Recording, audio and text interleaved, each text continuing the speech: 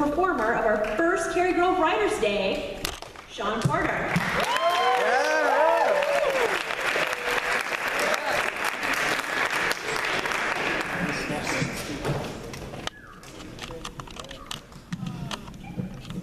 Oh boy.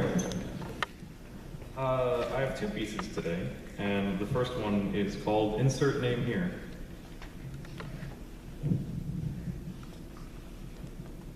Man, you should have seen it.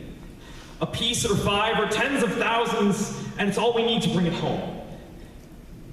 We will never belong in their world. Could never be with those people. But we aren't like them.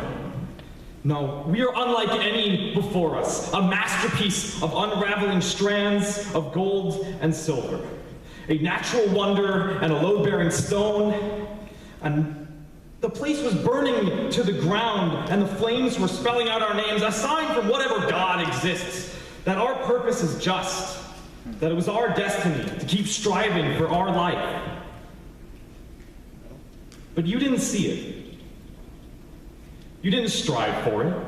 Didn't even look at it. You were too fixated on what they said, what you heard in hell and brought back with you, the flames' whispers echoing in your ears, saying bitter nothings and leaving an impression with you grander than anything else I could make for you. You could have stayed. Every moment was another waking nightmare, wondering what I could have done better if only I had more time. Always time that I'm missing. Our time together and your time here. I never noticed how empty a world felt when you were the only one shouting.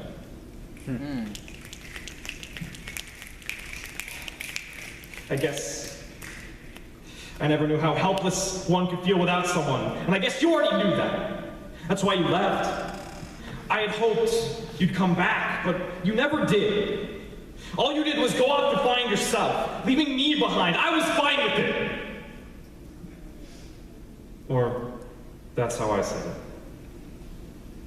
You needed time to yourself, but I thought that time would be less than the human confines and more like a blinking moment, there and gone, and you're never sure if it ever truly was. Another moment more just leads to unsure thought after unreasonable response, after unfulfilled seconds, and don't even try to tell me that's all's fair in love and war, because if that's what fair is, I don't want to play the game anymore.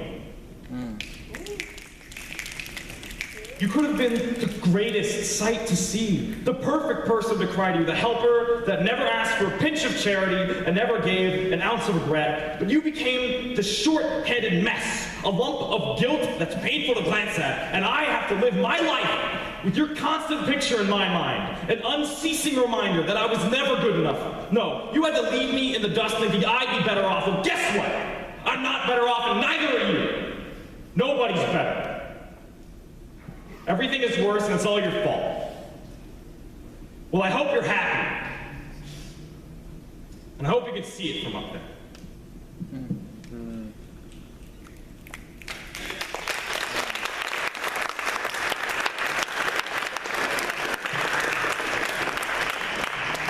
And I have another piece.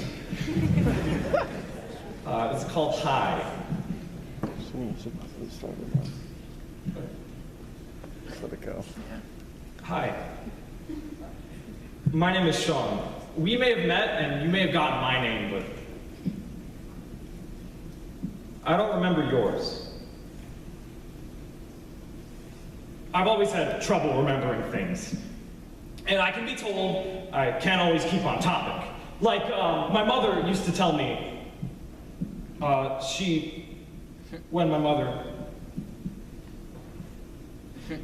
when I was younger, I would probably lose my head if it wasn't sewn on my shoulders after the park incident. And don't ask. I don't know. They've told me millions of times, and yet I keep asking. My parents don't believe I have a problem. You can remember things so well. You can't have memory problems. Well, I do remember things, like my home address. Well, my old one. And, it's easy to remember things that, I've done a lot. But things like an unfamiliar name or something I just learned today, I have trouble with. Sometimes I can't even remember where my class is or what class I'm in.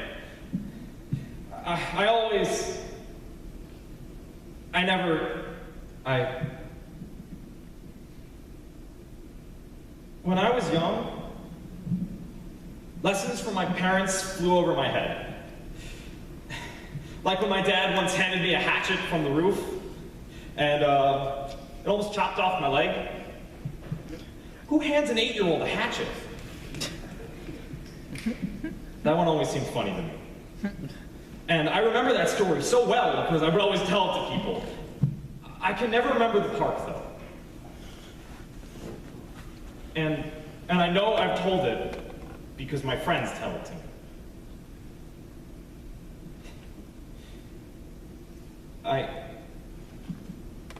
I can't count my friends.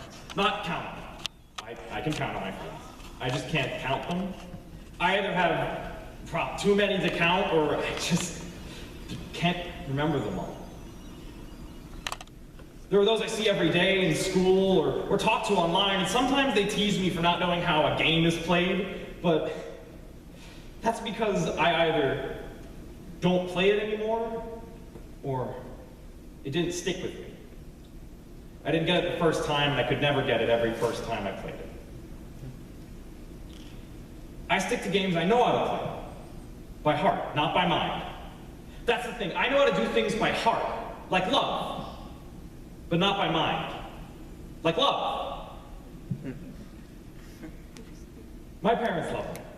They really do, and I know it's hard to deal with me sometimes, but they keep going, and they keep hoping I try more. Well, guess what? I'm trying my hardest. I get bad grades because I don't remember what I'm supposed to do, and sometimes they yell at me, and I wish you would stop, I wish you would stop.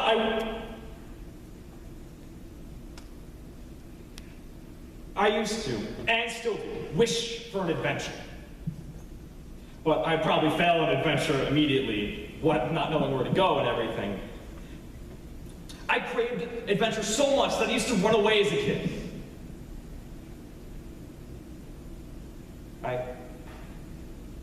I used to run away because I wanted adventure, right? Or was it because my dad would constantly yell and swear, and he never showed me good behavior, never wearing a seatbelt, never giving me compliments without being prompted, though I guess I can't blame him. A lot of times I don't recognize my face in the mirror.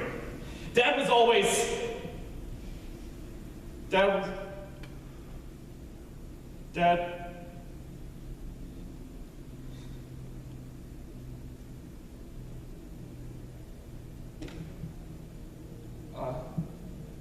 hi, my name is Sean. We may have met, and you may have gotten my name, but I don't know yours.